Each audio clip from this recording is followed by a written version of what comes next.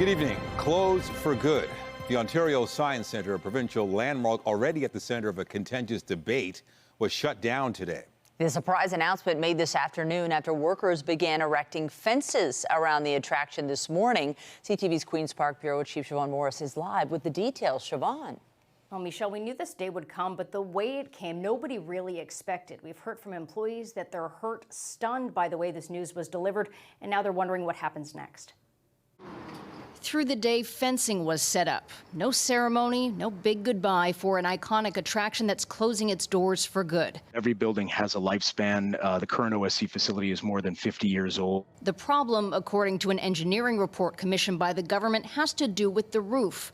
More than half of it made of a kind of material that water can and is getting through. November of 2023, that some of the problems associated with reinforced autoclaved aerated concrete came to our attention, and the instant it did, we began specific investigations. There's worry the roof is vulnerable to collapse when the snow starts to fall. The repairs could cost as much as $40 million and take years.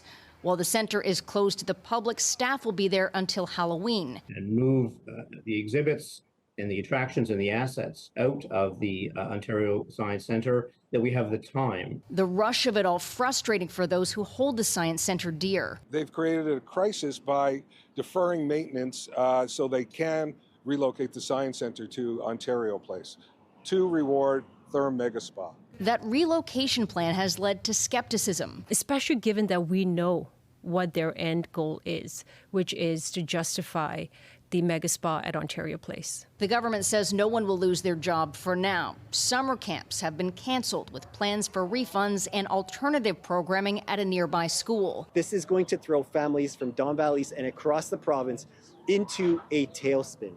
It smacks of their lack of preparation, their lack of accountability and transparency. On Monday, the government starts looking for a temporary home for the Science Centre. Its new space at Ontario Place won't be ready until at least 2028. Employees have been told that they will be able to finish out the shifts they're already scheduled, but the union that represents them is looking for some longer-term assurances. There will be repairs done at the Science Centre to make sure that that roof does continue to be safe, but what happens after that is up in the air. Reporting live, I'm Siobhan Morris. Nathan and Michelle, back to you. Thanks, Siobhan.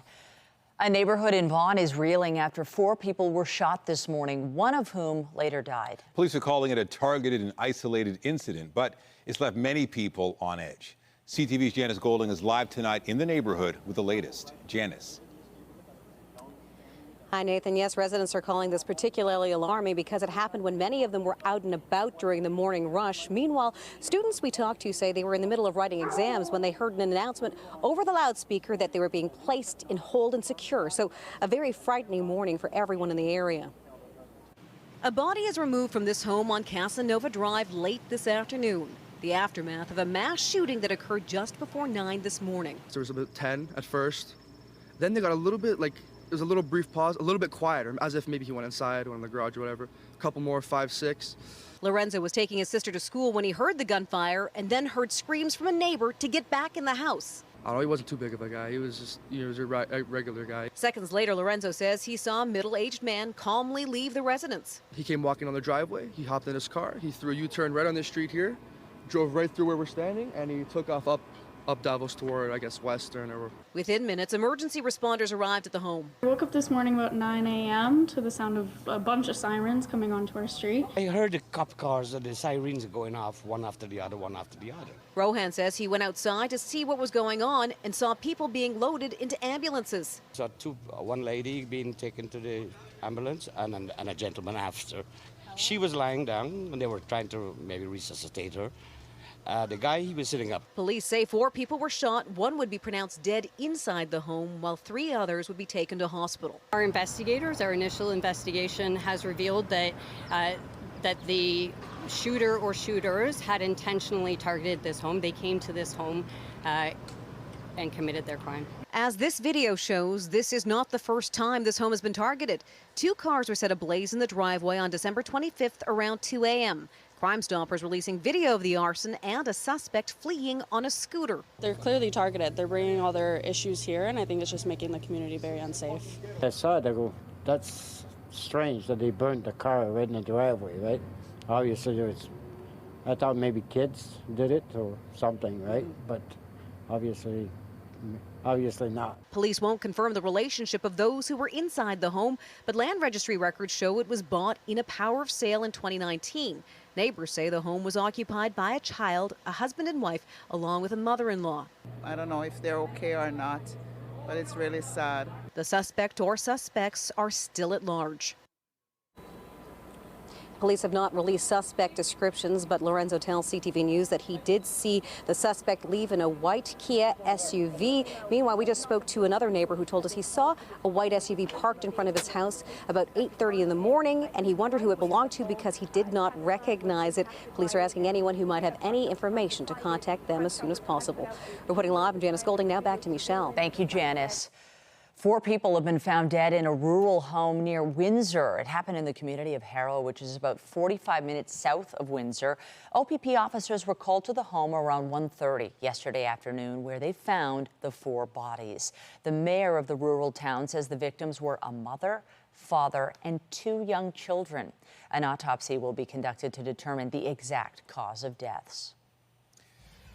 Time now for a check on the forecast. Here's a live look outside on this first full day of summer. Still hot, but the heat wave at least has come to an end. Jessica Smith is here with a look at the current conditions. How are things now, Jess? We're starting to see some showers bubble up as we see that daytime heating kind of create that perfect storm, quite literally pun intended, as a series of lows start to make their way through. We're looking at an unsettled start to the weekend, but not a wash. So if you have plans outdoors, maybe bring the umbrella Saturday. You won't need it until most of the day on Sunday. We're still looking at some heat warnings to Windsor, right? Kind of bridging on to the GTA, but the GTA, Nathan mentioned it, we're not under the heat warning anymore, but it doesn't mean it's not still super hot outside.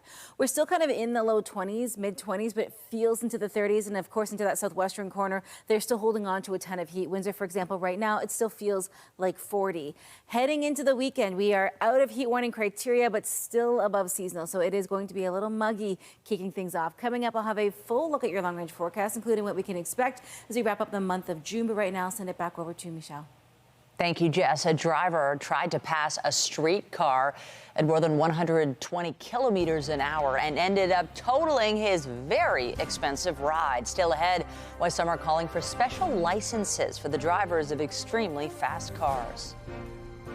Here in the city, Toronto police are searching for a suspect accused of opening fire on an officer during a traffic stop. This all unfolded just after 3 in the morning. Provincial police say they spotted a white Lexus SUV on the westbound 401, and they followed it onto Allen Road before pulling it over north of Lawrence. The reason for the stop isn't known yet, but police say the driver got out of the car and fired a gun at the officer. A construction worker who was in the area shared what he witnessed. All of a sudden, the driver of the Lexus SUV jumped out and started running westbound along Lawrence Avenue, and then the police yelled after him to stop running, and then he ran after him, and then I heard a single shot. The officer wasn't hurt. Police scoured the area, but so far, no arrests have been made. Homicide investigators say they now have both wanted suspects in custody after a deadly shooting in Scarborough last weekend. Saturday afternoon, emergency crews were called to shots fired near Glendower Circuit and Birchmount Road. 16-year-old Kaylin Ryder Downey would later die of his injuries in hospital. Earlier this week, 45-year-old Kevin Lindo of Toronto was arrested and charged with first-degree murder. A Canada-wide warrant was then issued for 29-year-old Leon Foster, also of Toronto. Police say he was taken into custody yesterday on the same charge. 3 men accused of shooting up a Mississauga family restaurant and killing a young man in a plot for a listed terrorist group, ISIS, have been found guilty on all charges. A jury in a Brampton courthouse took less than a day to find Nakash Abbasi, Suleiman Raza, and Anand Nath guilty of first-degree murder and attempted murder. The court heard they plotted to slaughter Naeem Akil after he left their warehouse business and worried he would alert police about their plans to fundraise for ISIS.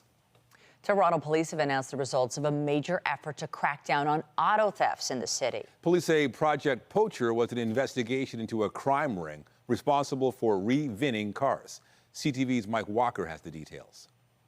More than 100 stolen vehicles recovered from a major auto theft ring that Toronto police say involved changing the vehicle identification numbers before selling the vehicles to unsuspecting buyers across the GTA. Their work has led to 4 arrests, 28 charges laid, and over 100 stolen vehicles linked to the accused, worth approximately $9.5 million. The 5-month investigation, dubbed Project Poacher, started back in January.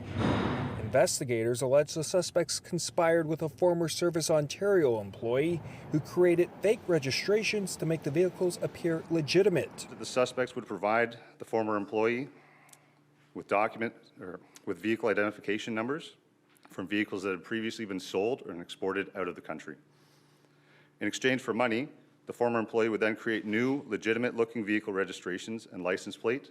Some of the vehicles, police say, were registered to people who didn't exist or were deceased. The vehicles then sold through online marketplaces. The purpose of revinning is essentially to create a domestic market for stolen vehicles. So rather than exporting them out internationally, now these vehicles can be sold for value within the province or country. The investigation was launched after police arrested the Service Ontario employee in a separate investigation last year dubbed Project Safari that included trafficking in vehicle and driver information. When reviewing documents seized from Service Ontario, we came across certain patterns and names that led us towards this group of individuals. The nonprofit investigative firm Equite Association reporting in Ontario last year, auto theft insurance claims exceeded $1 billion for the first time. Organized crime is using these revinned vehicles to fund their criminal operations. Police and insurance experts urging used car buyers to be vigilant. If it's in Ontario, the seller must provide a used vehicle information package. But again, don't take it at face value, and then look at a Carfax report. A Carfax report really shows the history of that vehicle. Among the stolen vehicles recovered, police say, were 21 luxury vehicles worth approximately $1.8 million. Investigators say there are no outstanding suspects. Mike Walker, CTV News, Toronto. He tried to pass a streetcar at 112 kilometers an hour. Instead, he totaled his car and maimed his passenger. And was recently found guilty of dangerous driving causing bodily harm. As CTV's John Woodward reports, the crash has led to calls to ensure drivers of powerful cars know what they're doing. Pay attention to those headlights. It's a Lamborghini zooming forward on the Queen streetcar's internal cameras in May 2021.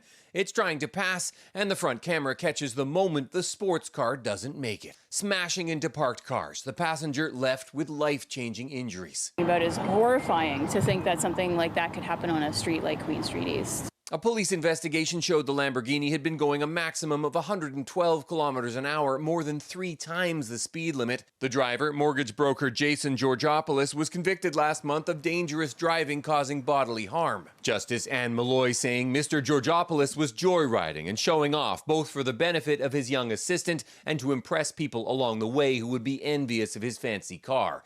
He was treating one of the busiest and most congested streets in the city like a roller coaster to give his young passenger a thrill.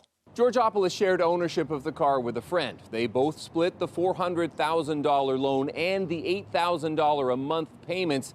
By the time the crash happened, he'd had the car for just 3 days. Georgopoulos wasn't at his office right next to the crash site and didn't pick up the phone. His lawyer declined to comment. He told the judge he had a concussion, no memory of reckless driving, but he did remember accidentally changing gears and thinking the streetcar would stop and let him by.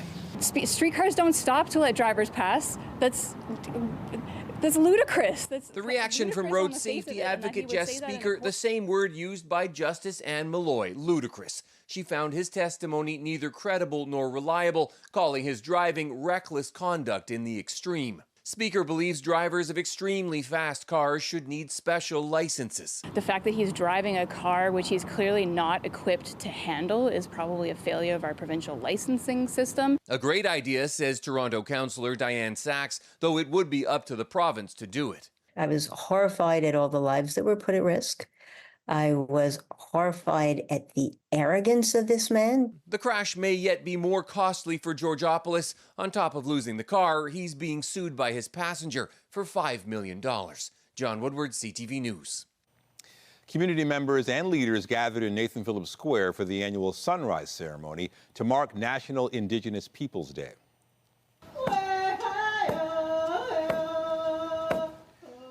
The ceremony is an Anishinaabe tradition that pays tribute to Indigenous traditions, cultures, and beliefs.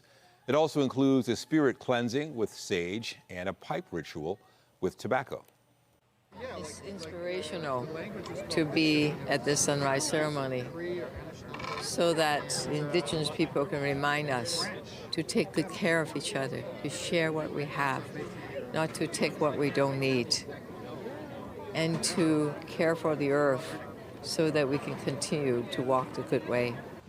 Ceremony leaders noted it doesn't seem like National Indigenous Peoples Day is being recognized by Canadian society at large. Where are we other than, in our regalia conducting ceremony? I want to see that. I see lots of other cultural celebrations and events being celebrated and highlighted, but where are we in this? This day was dedicated back in 2017 after decades of calls to celebrate the contributions and history of Indigenous peoples. The Prime Minister observed National Indigenous Peoples Day in Nova Scotia. Justin Trudeau spoke about the contributions of First Nations, Inuit and Métis peoples during a visit to a Mi'kmaq community in Cape Breton. From elders to knowledge keepers to political leaders and protectors of our lands and waters, we recognize your important contributions. Trudeau announced his government will deliver more than $16 million a year in increased funding to maintain, repair, and replace the existing local education infrastructure. He also spoke about the $125 million proposed settlement that will be signed by the federal government soon. It will resolve the claim regarding the improper sale of reserve land in 1862. Canada is imposing more sanctions related to the worsening violence in Haiti. Global Affairs Canada is penalizing 3 gang leaders it says have undermined the peace, security, and stability of Haiti. A United Nations report this week said surging gang activities displaced more than 500,000 people since March alone. Ottawa has sanctioned 31 Haitian citizens to date, barring them from having any economic dealings with Canadians. A new poll suggests a majority of Canadians believe political leaders are not taking foreign interference seriously enough. The Angus Reid survey shows 60% think all party leaders should read the recent report on foreign meddling in Canadian elections. Conservative leader Pierre Poilievre says he will not seek the required security clearance to read it. Prime Minister Trudeau has also faced pressure to release the names of those listed in the report as witting or semi-witting participants in foreign interference attempts. Canada Soccer says it is deeply disturbed by the racist abuse of one of its players. It follows the match against Argentina in the Copa America tournament. CTV's Geneviève Beauchemin reports. Canada's team faced off against powerhouse Argentina and revered star Lionel Messi. Late in the match, though, Canadian defender Moise Bombito made a sliding tackle, touching the ball, then making contact with Messi's ankle. The captain was clearly in pain, but soon returned to play, setting up Argentina's second goal in a 2-0 victory. C'est une expérience en or, bien évidemment. Just after the game, Bombito said going up against dominant Argentina was a golden opportunity. But the comments section of his social media feed was filled with slurs. Canada Soccer posted that it was aware of and deeply disturbed by racist comments made online. It also said it was communicating with tournament organizers and with the governing body, CONCACAF. In a statement to CTV News, it said, "We stand with Canada Soccer in condemning the disgraceful social media post aimed at Moise Bombito, and that it was seeking ways to investigate the accounts which posted racist material." Stories of discrimination and its impact have shaken the soccer world over the past few months. In March, Brazilian superstar Vinicius Jr. broke down as he described the emotional toll of fans' racist abuse. Today, Bombito posted this image online, writing, "My beautiful Canada," and adding, "No room for that BS." Soccer is the most watched sport in the world, boasting of more than 4 billion fans worldwide. Today, the governing body said it would continue to use its reach to promote unity and respect. Geneviève Beauchemin, CTV News, Montreal. The European Union agreed today to start membership negotiations with Ukraine and Moldova. Member states have agreed talks will start next Tuesday. Ukraine applied to join less than a week after Russia invaded. EU leaders made it a candidate in June of that year, but the process has moved more slowly since then, and membership would take years. Moldova has nervously watched the invasion of its neighbor and has accused Moscow of trying to topple its government. The Prince of Wales turned 42 today, and in celebration, his family released a new photo. The Princess of Wales shared this image of her husband, William, and their 3 kids at a beach, jumping midair. The palace says it was taken by Kate in Norfolk last month. She posted it on social media with the caption, "Happy birthday, Papa. We all love you so much." Coming up, the spread of whooping cough sparks concerns here in Ontario. Health officials sound the alarm in Peterborough amid a growing number of cases. And I'm Pat Foran. Coming up, it's Feedback Friday. More viewers tell us they've had trouble collecting lottery prizes. More people say they've also been defrauded using Facebook Marketplace. And more families say they've also lost tens of thousands of dollars to psychic scams. Feedback Friday is just ahead. We've had some warm days, but some really warm nights as well. And we've set some new record lows with temperatures into the 20s over the past few days. As we step into the weekend, no real change here to kick things off on Saturday, but there is a slight temperature adjustment heading into Sunday. Coming up, I'll have your full forecast. And stay with us. We have another full night of great shows for you right here on CTV.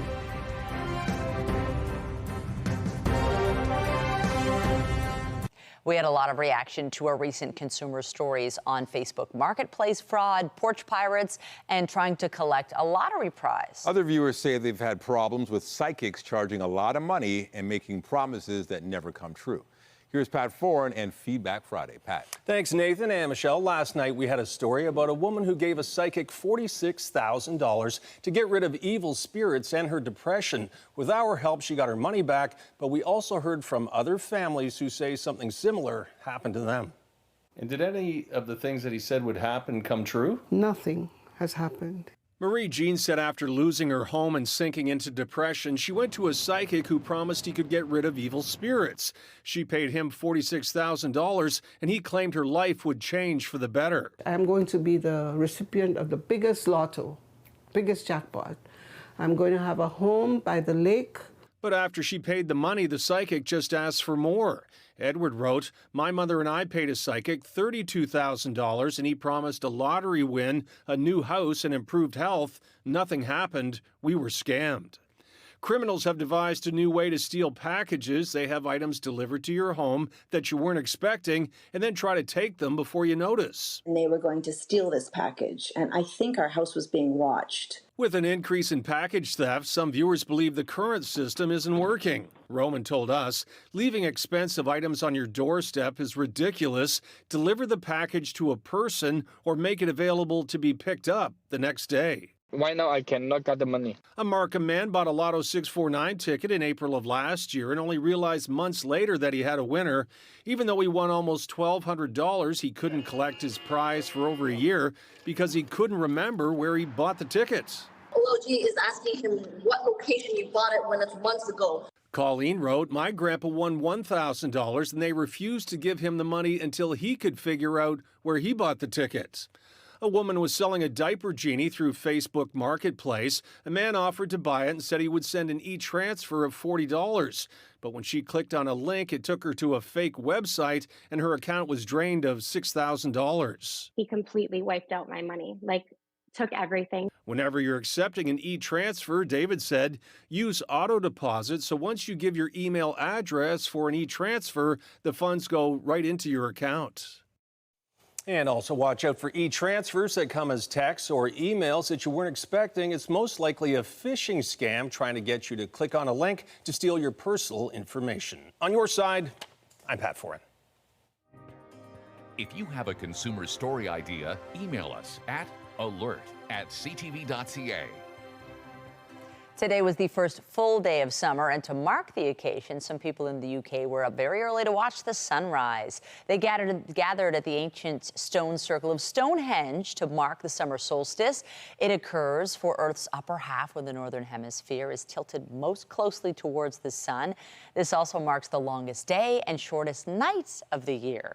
Stonehenge was built on a plain in southern England in stages starting 5,000 years ago. That looks like something else. Rejoice, it is summer. It's officially here. That oppressive heat is gone, but we traded it for some rain. Yeah, it does feel much better, at least going outside, not as oppressive. And the rain hopefully doesn't last too long.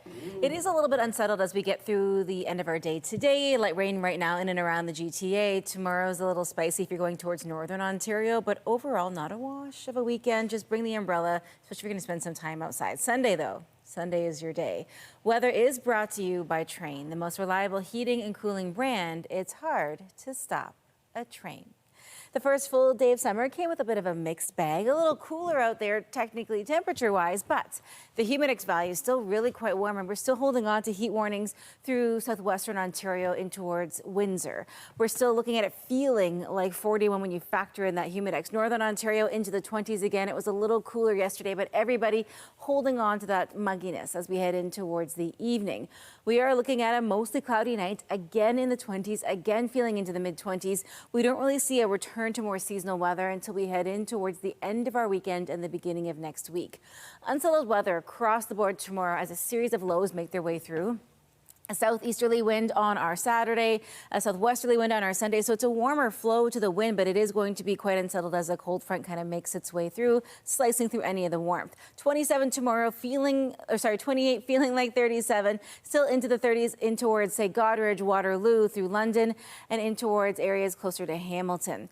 The line of showers is pretty strong as we see it kind of push its way through with that cold front. It kind of cuts through all that heat, and that's where that intersection takes place and the unsettled weather happens. Timing everything out, again, a little unsettled weather right now as we kind of get through this early part of our night. It clears out and we just see mostly cloud cover overnight. The band of showers in northern Ontario stays consistent tonight and into the start of the day tomorrow. Here in the GTA, we're looking at it more spotty in nature. We get in towards about 11 a.m., a first wave of rain for us here closer in towards the GTA. Again, anywhere, Owen Sound, Huntsville, Bancroft, a lot of cottage country, pretty soggy. As we head in towards 3:30, we're looking at a pretty big system, maybe some intense rain kind of right between northern Ontario up towards Peterborough, but it gets really heavy overnight in towards, say, Huntsville, Bancroft. It is the potential of some pretty severe weather. I wouldn't be surprised if some storm warnings do pop up. When you see the oranges and the reds and the yellows, that's when you know it's pretty intense. So those are those really heavy downpours. As we get in towards our Sunday morning, a little cloud cover to start, but we will see the cloud deck start to break apart, and we do have a really sunny kind of second half to our Sunday, and this will lead us into a really beautiful week ahead. Temperature-wise, we should be around 25 for the high, 15 for the low. We're still above seasonal heading into the weekend. We're just not in heat warning criteria. So this first full weekend of summer, a little unsettled on Saturday, Sunday, looking to be the nicer of the 2 days. Getting in towards Monday, Tuesday next week, a little more seasonal, and we really settle into the end of the month, a little below seasonal. So after a heat wave, we take a little bit of a cool down, but Michelle, I don't think people will mind. I'll send it back to you. That sounds really nice. Thank you so much, Jess. Also tonight, a real treat for Tragically Hip fans. Unreleased tracks set to emerge from the vault in celebration of the iconic Canadian rockers' 40th anniversary. The special box set on the way this fall, still ahead. To a disturbing story out of Hamilton. A dog owner alleges her beloved pet died while left in the care of a local dog-sitting service. CTV's Shanli Thong reports. This is Cartello, a healthy bulldog who was left in the care of a dog-sitting service last Saturday. The next time Cartello's owner saw him, the dog was dead, his body stuffed in a freezer. If I had only known what I knew now about this woman, I would have never let her even near any of my pets. Genuine Monroy brought her 2 dogs to this home on Parkside Drive in Hamilton. A dog-sitting service called Kippen Care is run inside by this woman, Jessica Kippen, who called Monroy Sunday morning to say that Cartillo had died overnight. Really disrespectful the way she handled everything. Monroy and her partner rushed back. She goes, "Oh, well, he's in the freezer. I put him in the freezer." Stunned, they went inside the home. My partner proceeded to open the one freezer that she said he was in, and as he opened the freezer, we just couldn't even imagine how my dog was discarded in that freezer. Recording this video showing the conditions that the dogs were kept in, arguing with the owner and noting the strong smell of bleach inside the home. This is where my dog was kept. Monroy has been in contact with Provincial Animal Welfare Services and posted on Facebook, only to find out that another dog named Sammy died at Kippen Care on the same day. Today, a spokesperson for the Solicitor General is saying the ministry can confirm that there is an active investigation into this matter and, as such, is unable to provide additional detail. Some neighbors say that issues with Kippen Cares have been going on for years. It's disgusting, and I certainly don't know that I realized it was that bad. I mean, between us and our neighbors, there's been countless noise complaints, bylaw complaints to the city. According to the City of Hamilton, there have been 6 bylaw infractions at Kippen Cares, including fail to renew dog license before expire, keep more than 4 animals, fail to license dog, fail where animal kept to be clean and sanitary, and operating without a license. The city confirming that the use of a kennel is not permitted at the address that the business is currently operating out of. And early this week, a number of protesters started showing up at the house. It's not right. It's not right what she was doing. There was a ton of people here last night protesting, probably a good 100 people. This video from Facebook shot Wednesday night shows a group of protesters surrounding a car that Jessica Kippen was inside near the home. According to Hamilton Police, they're investigating the incident at the car, saying the woman was assaulted and her phone stolen in the process. Police arrived and were able to escort the victim to safety. During the investigation, it was discovered that the victim's residence had been broken into and her dog had been stolen. Police saying animal welfare claims are not their jurisdiction. Protesters pointing to this photo of Kippen holding her phone with police to dispute the claim about the phone. They did confirm that someone entered the home and removed a dog that they believed to be in distress, also saying they found a third dog's body inside a freezer. We reached out to Jessica Kippen several times on a number of different platforms, but she has not responded. Monroy has been focusing on the investigation. Oh, I still don't have answers of what happened in that house with my dog. She's set up a GoFundMe page to help pay for an autopsy for Cartillo. Sean Leathong, CTV News. Whooping cough is on the rise here in Ontario, with more than 100 cases seen across the province so far this year. In Peterborough, health officials are warning the public after seeing a number of cases over the past week. Health reporter Pauline Chan has the details. Peterborough health officials are urging residents to make sure their vaccinations for whooping cough are up to date. We've been notified of multiple lab-confirmed cases beginning in April, with increased evidence of transmission over the past month. Since the spring, several regions in Canada have seen a jump in cases, including Newfoundland, Nunavut, and Quebec. Peterborough Public Health nurse Roxanne Tewson says middle and high school students account for most of their cases. It's still very much something that can go around very quick, especially in the early adolescent age group, because you have them in schools. You know, you'll have 30 people in a classroom. Early symptoms look like a cold with runny nose and fever, but after a week or two, coughing becomes severe with a distinctive whooping sound. The Ontario immunization schedule calls for pertussis vaccinations at 2, 4, and 6 months of age, another shot at 18 months, one at 4 to 6 years of age, and a booster at 14 to 16 years of age. Then in adulthood, you need to have one more dose and one dose for each pregnancy. It's typically given between 27 and 32 weeks gestation. Tewson says babies under a year old are most at risk. They can have seizures in serious cases and go into a coma as a result. About 1 in 400 infants who is infected with pertussis, unfortunately, passes due to pneumonia or brain damage. Pregnant women should also make sure they're vaccinated. Pertussis-containing vaccine is recommended so that those antibodies can be passed on to baby. Pertussis can be treated with antibiotics. Pauline Chan, CTV News. Toronto Public Health is expanding eligibility for meningococcal vaccines as cases of a particularly serious infection increase in the city.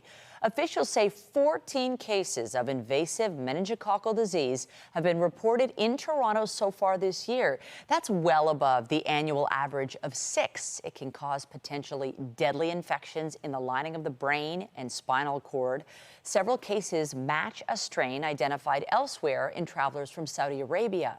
Toronto Public Health is advising those returning from that country to watch for symptoms. Most Ontarians get vaccinated as children, and Toronto Public Health already offers catch-up shots to those of school age. Next Friday, it'll open its vaccination clinics to people who haven't received a meningococcal vaccine up to age 38, which is up from age 36.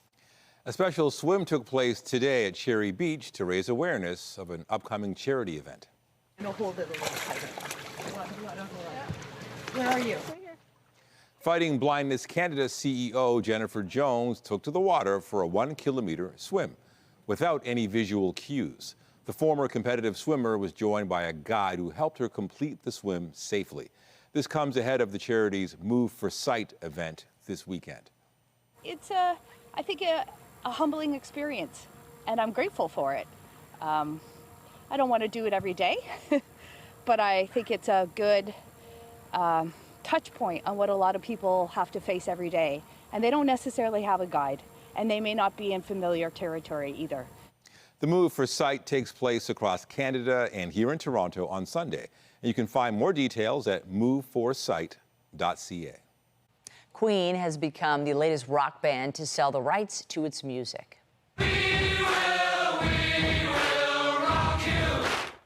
The Queen catalog is being acquired by Sony for the equivalent of $1.7 billion. The deal doesn't include revenue from live shows, as founding members Brian May and Roger Taylor still actively tour with singer Adam Lambert.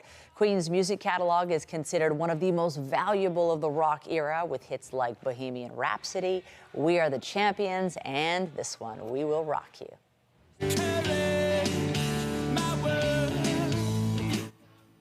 And fans of the Tragically Hip will get to hear some new music from the band later this year.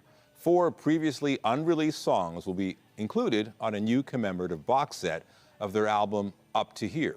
It originally came out in 1989 and will have a special re-release in November. After the break, a warning to map out a plan ahead of time if you're taking transit this weekend. There are several closures on the TTC and changes on the go. Details coming up.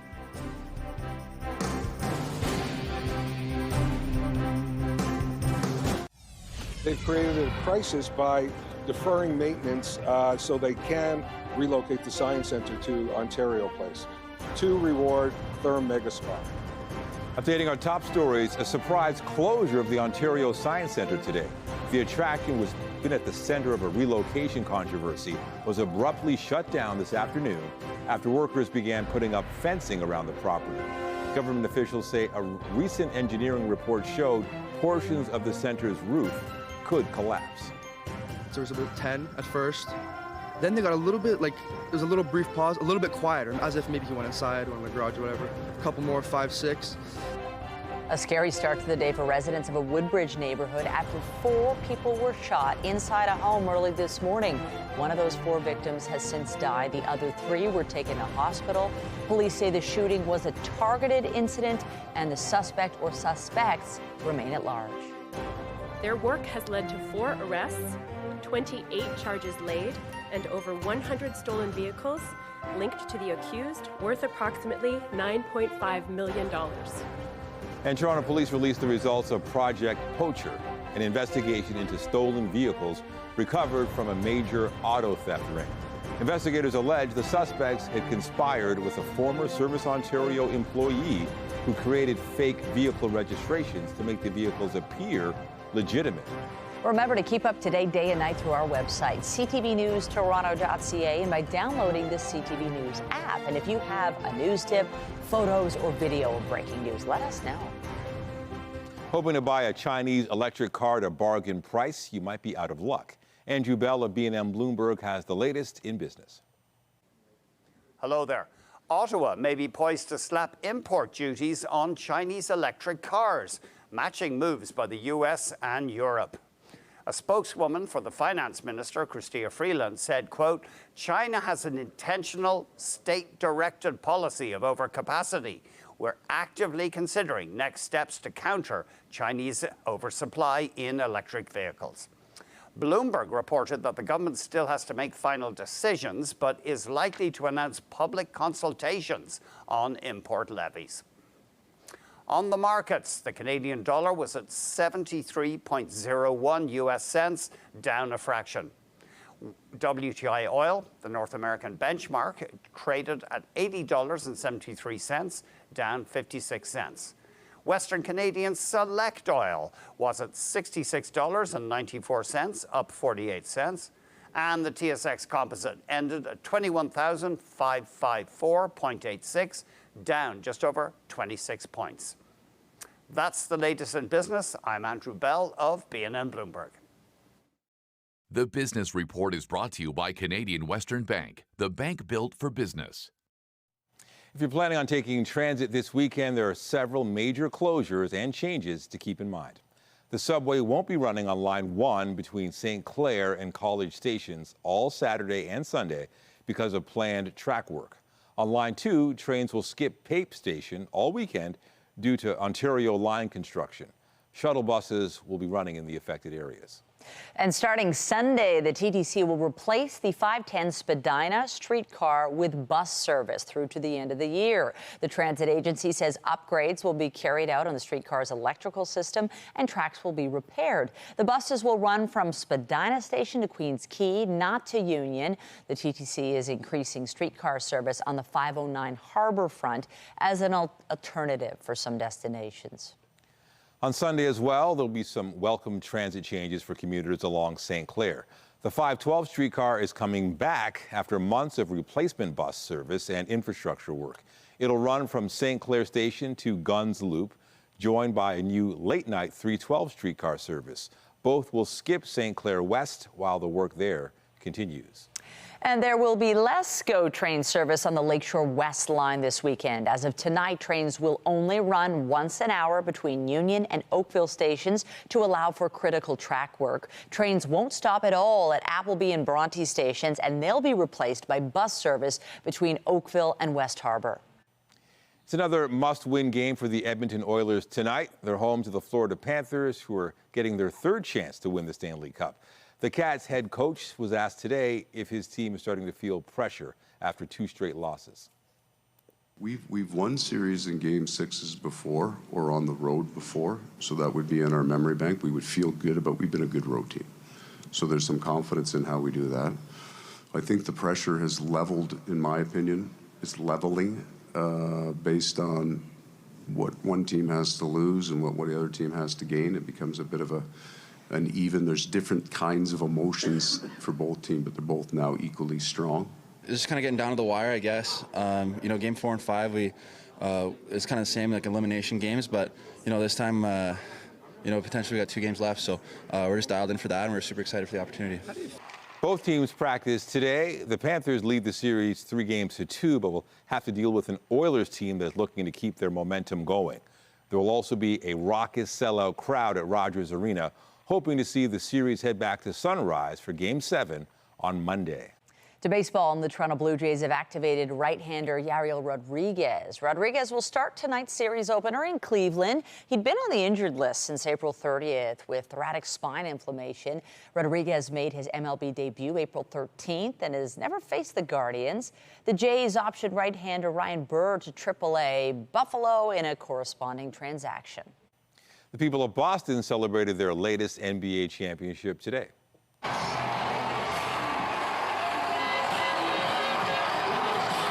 A huge crowd turned out for a victory parade following the Celtics' record 18th NBA title. Boston won the Larry O'Brien Trophy Monday night with a 106-88 win over the Dallas Mavericks. It was the 13th championship won this century by one of the city's big 4 professional sports franchises. Just ahead on CTV News, mystery unsolved. A strange monolith found in a remote mountain range near Las Vegas has been removed, but triggers more conspiracy theories. Tonight, tackling racism in soccer, a red card for Copa America fans. Bito, a strong challenge he put in. A Canadian star, the target of online hate. That story and more later on CTV National News. And a reminder, the CTV News at 6 podcast is available as a download every weeknight. And a special greetings to those of you listening to the newscast live on News Talk 1010.